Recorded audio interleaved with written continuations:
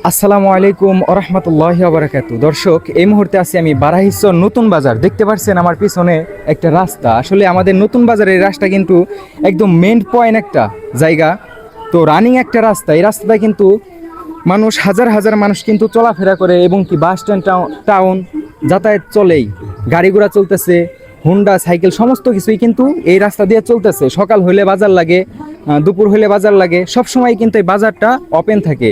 তো এই রাস্তাটা আমি এভাবেই কিন্তু দেখে যাইতেছি। এই জায়গার যে কমিটি আছে কিংবা যারা নাকি রাস্তা নির্মাণের কাজ সারে, তাদেরকে আমি বলতে চাই যে এই রাস্তাটা আমরা পরিপূর্ণভাবে ঠিক দেখতে চাই। কারণ এই রাস্তাটা মানুষের জন্য খুবই ভোগান্তি হতে হয়।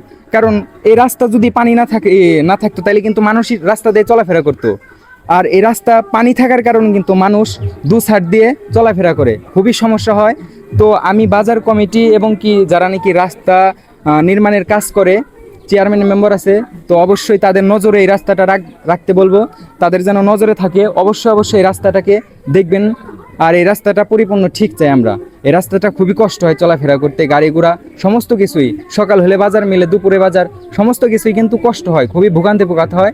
এর জন্য বলতেছি যে এই রাস্তাটা আমরা পরিপূর্ণ দেখতে চাই। ভিডিওটুকু সবাই শেয়ার করবেন।